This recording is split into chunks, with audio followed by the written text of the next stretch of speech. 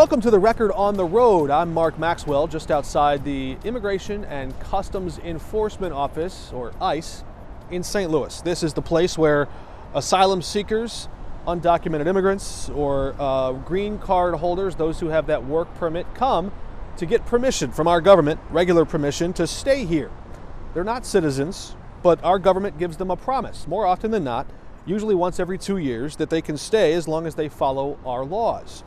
Increasingly, waiting rooms in offices like these are becoming tense, dreadful, agonizing. The fear that they might show up for a regular appointment and then never walk back out of these doors. Facing down the prospect of potential protests swelling in St. Louis or other parts of Missouri, Governor Mike Kehoe just this week on Thursday activated preemptively the National Guard. Missouri Democrats criticized that move, that mobilization, as an attempt to intimidate and suppress First Amendment rights. Also Thursday this week, Illinois' Governor J.B. Pritzker traveled to Washington, D.C. months after calling for mass protests and mobilization of a different kind in protest to President Trump denying due process rights or his administration deporting people to foreign countries without their day in court. But on this trip to D.C., Governor Pritzker was the invited guest of House Republicans who control the House Oversight Committee. 3 sanctuary state governors from Minnesota, New York, and Illinois are here to testify under oath about why they allow criminal illegal aliens to roam free in American communities. Chairman James Comer started off his opening remarks pointing to portraits of men whose alleged crimes have become the currency of political discourse. These images, displayed with a calculating precision of a prosecutor's closing arguments, depicted individuals said to be in this country without legal permission when arrested for violent offenses. Sanctuary policies do not protect Americans. They protect criminal, illegal aliens. That is a fact that the Abraham family knows all too well. With us today is the father of Katie Abraham, Joe, and Katie's stepmother, Michelle. In January of this year, Katie was tragically killed in a car crash near the University of Illinois in Urbana. Urbana, like the state of Illinois, is a sanctuary jurisdiction. Katie's killer was a previously deported criminal illegal alien who was driving drunk. He fled the scene and the jurisdiction and was later apprehended by the U.S. Marshal Service in Texas. Katie was just 20 years old. She had a bright future ahead of her that was stolen from her and her very loving family. The illegal alien who took Katie's life should never have been allowed into our country.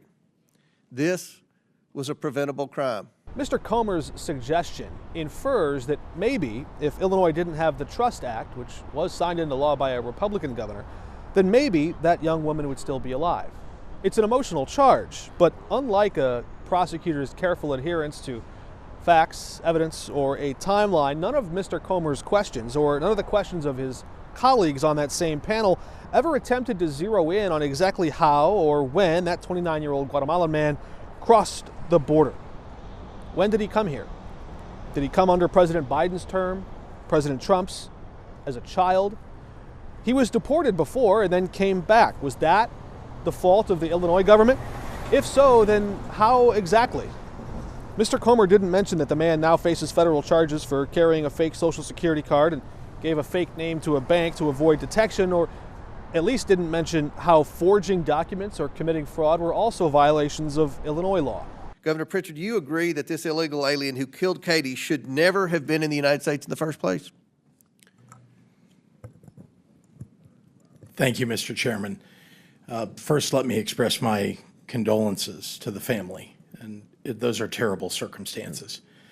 Let me also say that anyone who commits a crime in the state of Illinois— I understand, Governor. Should that criminal have been here in the first place? Did he have a right to be in this country illegally?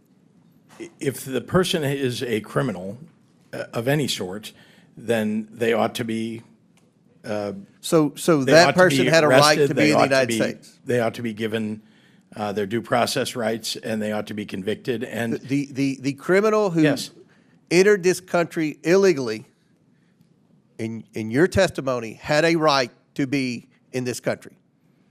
No, I'm suggesting to you that and I have responsibility for the state of Illinois, I can tell you that it's the responsibility of the federal government to manage immigration in this country. And if you're suggesting that the federal government didn't do its job, that is up to you. Let me ask you this, Governor. I can tell you that in the do you state believe of Illinois, do you believe that President Biden did his job in securing the border?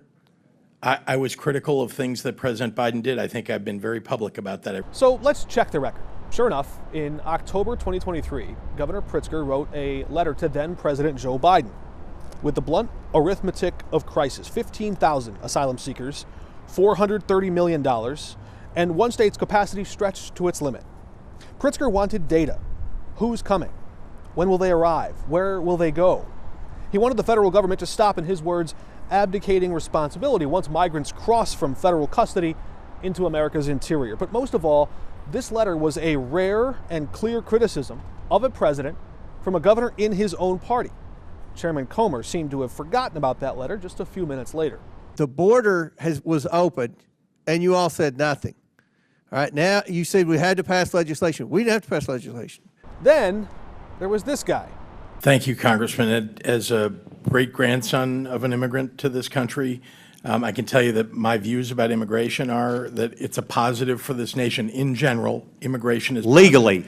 Legal immigration. Now, let's talk about what has happened over certainly the last 40 years, if not much longer, which is... Why don't we go the last four? Because we've never had understand. anything like the last four. Let's not put this into a context of history. It's no surprise some politicians might prefer not to check the record. On this program, we find it quite instructive. Facts and figures can often pierce through the fog of rhetoric or political spin, which is why this line of questioning sounded promising at the start. Governor Pritzker, how much does the state of Illinois spend on illegal immigration every year? Again, illegal immigration, that's a federal responsibility. They could tell how much is wasted as a result of their failures. Governor, don't you keep track of how many people are on your Medicaid rolls, how many people who are illegal immigrants in the state of Illinois who are getting actually benefits in your state? Doesn't your government keep track of that? They don't get Medicaid in Illinois or any state as far as I know.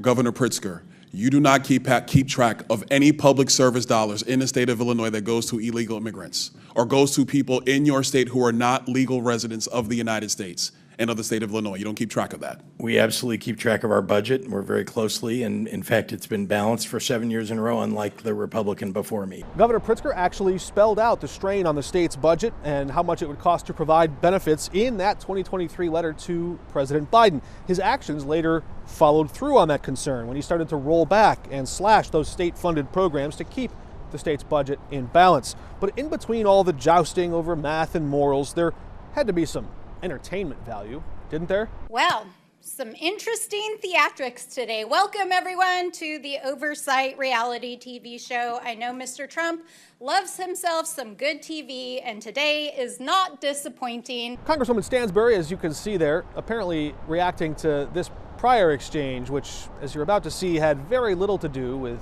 immigration. Your administration gave $12,000 to the Organized Communities Against Deportations, which just this past month was marching in the streets of Chicago with signs saying abolish ICE.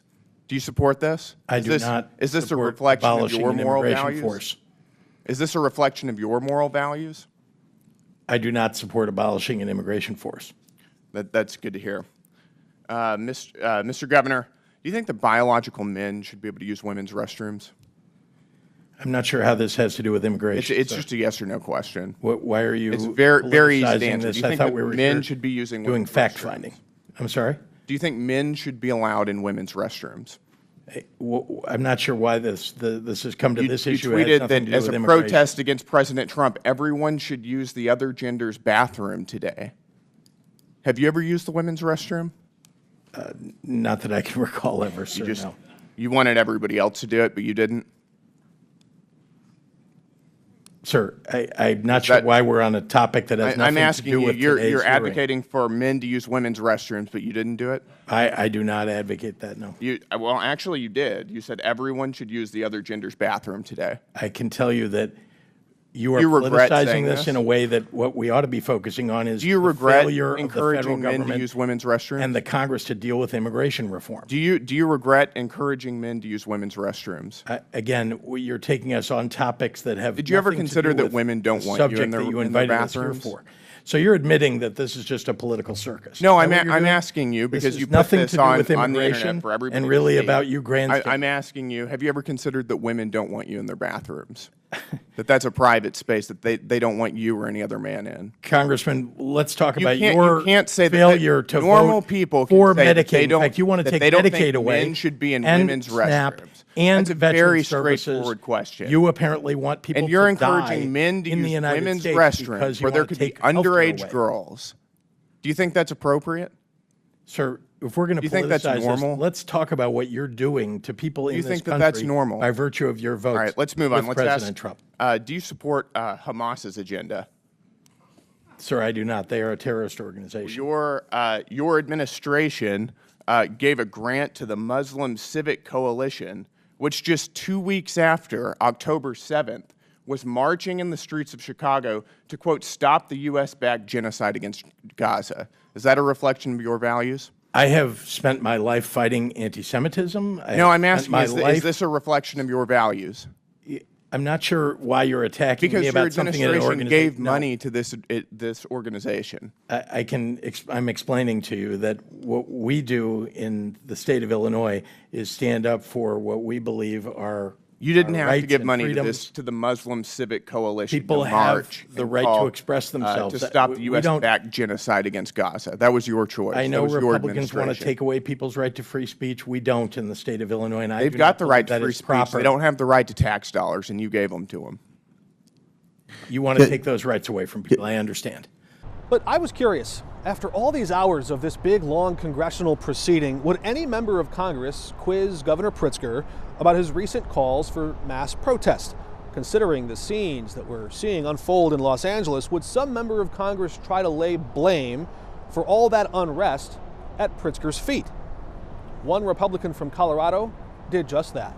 Is the destruction of private and governmental property, is that something that fits under your definition of a peaceful protest? Governor Walz, yes or no? No, it does not. Thank you. Governor Pritzker? I find it hard to believe that you're lecturing us Yes or about no? peaceful protest. Look at what Yes or happened no? January 6th here at the Capitol. No, what we're The seeing in attack LA on is our an democracy. insurrection. You want to talk about That an is an insurrection? This is an insurrection. absolute insurrection. You don't They are- understand what insurrection I is asked when you a people yes are or trying no to overturn question, an sir, election and here I'm at showing, the Congress. I started this off You showing were you here. the They were forum, and I would attacking you, by respect the way. same. I would expect the same. I'm answering your question. It is outrageous it- that you are asking is us it these peaceful questions to when you're the one condoning to destroy pardoning of people who attack private and police government property? right here at our Governor Capitol. Hochul? That's where the record comes in handy once more, to jog our memories about context and facts. Pritzker's calls for protests were urging people to exercise their vote. Trump's calls leading up to January 6th were urging people to overthrow or obstruct their votes.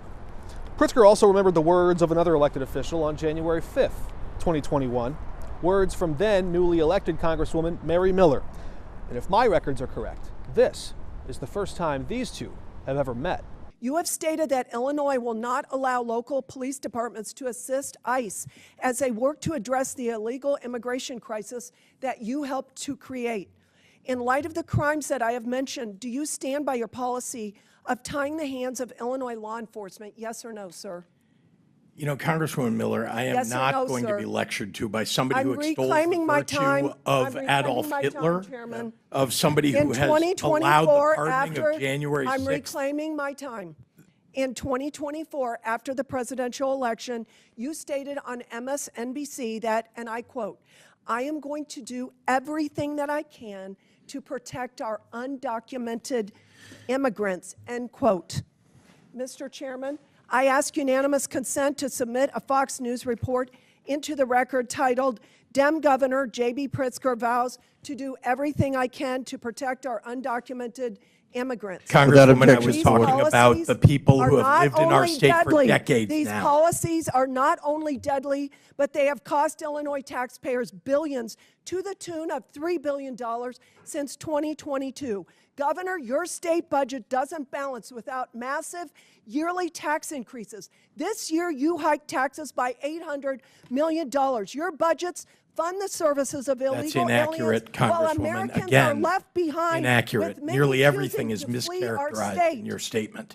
Governor, I judge you based on your actions, not on your words. And from what I can tell, you are doing everything in your power to roll out the red carpet for illegal aliens to protect them, all at the expense of working people of Illinois. Your policies have been disastrous for our state, and they would be disastrous for our country. And with that, I yield back. Your failures are a disaster for this country. Back. As this hearing was taking place, the junior senator from California in a different part of the Capitol buildings there was forcibly removed for trying to approach and question Department of Homeland Secretary Kristi Noem at a press conference. Almost as if it was in split screen, we watched that takedown alongside Pritzker's response to how he might handle a similar confrontation. Why is Trump now saying he wants to arrest governors? It's because he knows that some of the people who are going to be the greatest opposition to his lawlessness are Democratic governors standing up for their people. And so I'm just curious. Thank you, Congressman. Let me begin by saying I have the highest duty to protect the people of my state. And indeed, if Tom Homan were to come to try to arrest us, I can say, first of all, that he can try.